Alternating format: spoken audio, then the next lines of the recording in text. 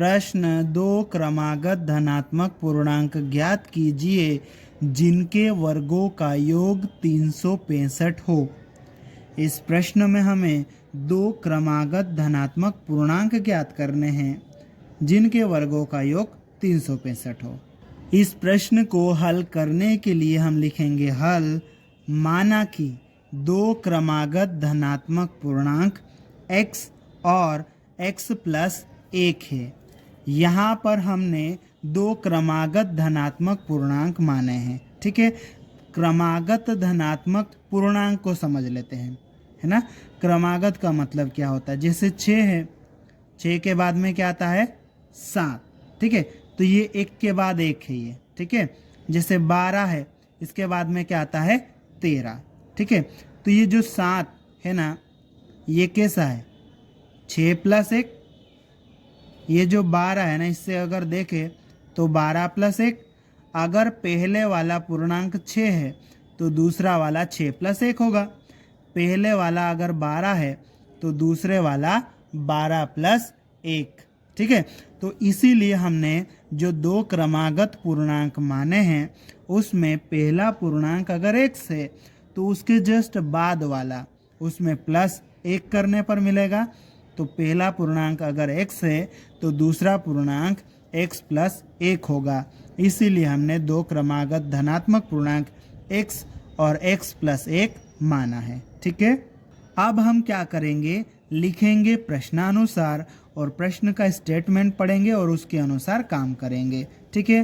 तो देखो प्रश्न का स्टेटमेंट क्या कहता है, दो क्रमागत धनात्मक पूर्णांक जिनके वर्गों का योग 365 हो, ठीक है। तो इन क्रमागत धनात्मक पूर्णांकों के वर्गों का योग कितना है 365। तो पहले धनात्मक पूर्णांक का वर्ग कर देंगे, दूसरे धनात्मक पूर्णांक का भी वर्ग कर देंगे और इनको जोड़ देंगे तो कितना आएगा 365। अब हम इसको आगे सोल्व कर लेंगे तो क्या होगा, यहाँ पर ये x वर्ग तो ऐसा ही आ जाएगा, ठीक है। प्लस यहाँ पर हम देखेंगे x प्लस 1 पूरे का वर्ग है, यहाँ पर a प्लस b पूरे का वर्ग, ये वाला सूत्र लगा देंगे। तो सूत्र क्या होता है a का वर्ग, a हमारे लिए x है तो x का वर्ग हो जाएगा, प्लस b का वर्ग होता है, b हमारे लिए 1 है उसका वर्ग हो जाएगा, फिर प्लस होता है, फिर 2 होता है, फिर गुणित a लिखा जाता है, a हमारे लिए x है गुणित फिर b हमारे लिए 1 है और बराबर इधर कितना है 365, ठीक है। आप देखो ये x वर्ग दोनों एक जैसे हैं और दोनों प्लस के हैं तो ये जुड़ जाएंगे। तो यहाँ पर ये हो जाएगा 2x वर्ग प्लस 1 का वर्ग, मतलब 1 गुणित 1 कितना होगा 1 हो जाएगा, प्लस 2 गुणित 1 2 हो जाएगा, 2 का गुणा x के साथ में करेंगे तो 2x हो जाएगा और बराबर 365। अब हम क्या करेंगे, x वर्ग वाले को तो आगे रख लेंगे, ठीक है, और उसके बाद में x वाले को लिख लेंगे 2x प्लस ये 1। अब 365 को उधर से उठा के इधर लाएंगे तो उधर ये प्लस का इधर आएगा तो माइनस का हो जाएगा बराबर 0। फिर ये 2x वर्ग प्लस 2x, अब 1 में से 365 माइनस करेंगे तो माइनस 364 आएगा बराबर 0। यहाँ पर भी 2 है, यहाँ पर भी 2 है और ये एक सम संख्या है तो इस पूरे समीकरण में हम 2 का भाग लगा सकते हैं, ठीक है। तो यहाँ पर हम 2 का भाग लगा के थोड़ा सा इसको सरल कर देंगे तो लिखेंगे दोनों पक्षों में 2 का भाग देने पर, और उसके बाद में यहाँ पर 2 का भाग दे देंगे तो यहाँ 2 का भाग देंगे तो x वर्ग हो जाएगा ये, प्लस यहाँ 2 का भाग देंगे तो x हो जाएगा, ठीक है। फिर माइनस इसमें 2 का भाग देंगे तो कितना जाएगा ये 182 और बराबर 0। इस प्रकार हमने जो सवाल दिया था उस सवाल से, उस प्रश्न से एक द्विघात समीकरण बना लिया है। अब हम इस द्विघात समीकरण को हल करेंगे और x के मान निकालेंगे। और इस द्विघात समीकरण को हल करने के लिए हम गुणनखंड विधि का प्रयोग करेंगे।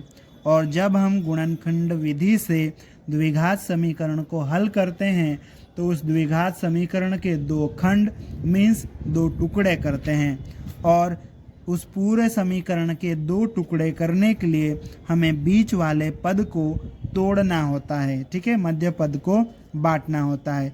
और इसके लिए हम क्या करते हैं, इस बीच वाले पद के ये जो पड़ोसी है इनकी मदद लेते हैं, ठीक है।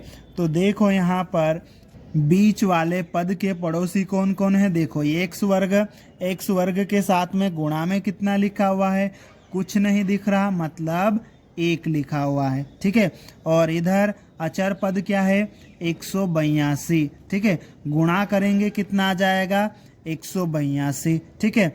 अब 182 के अभाज्य गुणनखंड निकालना अपने को, ठीक है, या यूं को इसके फैक्टर निकालना है, ठीक है। तो इसके फैक्टर निकालना थोड़ा सा मुश्किल रहेगा, आप ऐसे निकाल सकते हैं, अभाज्य गुणनखंड विधि के द्वारा अभाज्य गुणनखंड करना अपने को, ठीक है।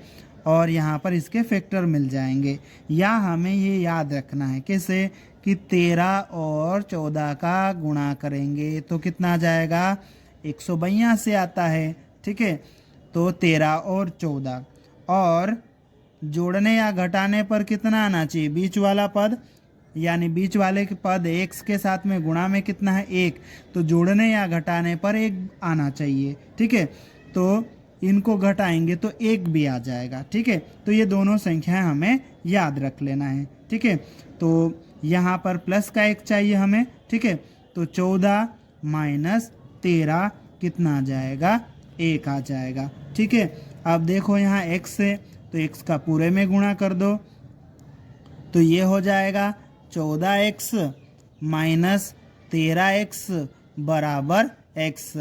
तो ये x की जगह पर हम 14x माइनस 13x लिख देंगे, ठीक है।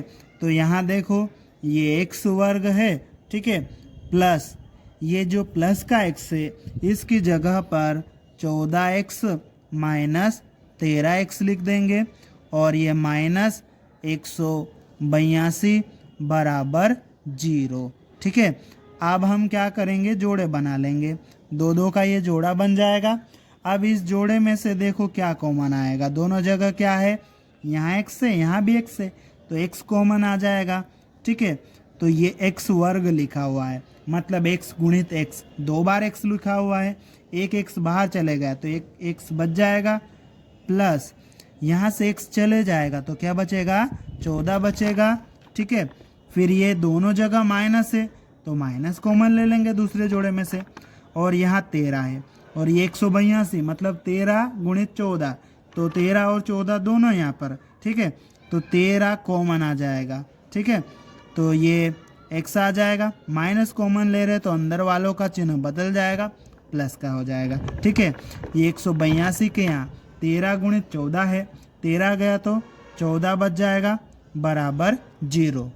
इस पूरे को एक जोड़ा मान लो, तो यहाँ पे क्या हो जाएगा, दोनों जगह पर ये सेम चीज़ है, x प्लस 14 है ना। तो इस पूरे को कोष्टक समेत अपन कॉमन ले लेंगे, ठीक है।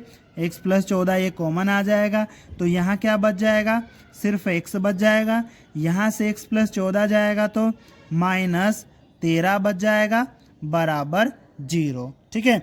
इस प्रकार से हमने दिए हुए समीकरण के 2 टुकड़े कर लिए हैं, ठीक है। अब इन दोनों टुकड़ों को 0 के बराबर रखेंगे। तो ये जो पहला टुकड़ा है इसको हम 0 के बराबर रखेंगे, फिर या लिखेंगे। फिर ये जो दूसरा टुकड़ा है इसको हम 0 के बराबर रखेंगे, ठीक है। अब x का मान निकालना हमें, तो x लिख देंगे बराबर, ये जो 14 इधर प्लस का है बराबर के उधर जाएगा तो माइनस का हो जाएगा, और 0 में से 14 घटाएंगे तो कितना आएगा, -14 आ जाएगा, ठीक है। यहाँ या लिख देंगे। अब ये जो यहाँ से भी x का मान निकालना है, तो x बराबर, अब ये जो 13 है इधर माइनस का है, उधर जाएगा तो प्लस का हो जाएगा, और 0 + 13 कितना आएगा? 13। इस प्रकार हमने x के दो मान x बराबर -14 और x बराबर 13 निकाल लिए हैं। ठीक है, अब यहाँ पर हमें क्या ज्ञात करना था? दो धनात्मक पूर्णांक ज्ञात करने थे और x को हमने धनात्मक पूर्णांक माना है। तो यहाँ पर देखो x का मान कितना है? ये -14। ठीक है, तो ये जो x का मान -14 है ना, इस मान को हम नहीं लेंगे क्योंकि यह मान ऋणात्मक है, हमें धनात्मक चाहिए। x को हमने धनात्मक पूर्णांक माना है। ठीक है, तो x बराबर हम क्या ले लेंगे? 13 ले लेंगे। ठीक है, तो एक धनात्मक पूर्णांक तो 13 हो गया। दूसरा कैसे मिलेगा? 13 में 1 जोड़ने पर, और 13 में 1 जोड़ेंगे तो कितना आ जाएगा? 14 आ जाएगा। ठीक है, इस प्रकार से दो धनात्मक पूर्णांक 13 और 14 होंगे। ठीक है, अतः दो धनात्मक पूर्णांक 13 और 14 है और यही हमारा उत्तर है।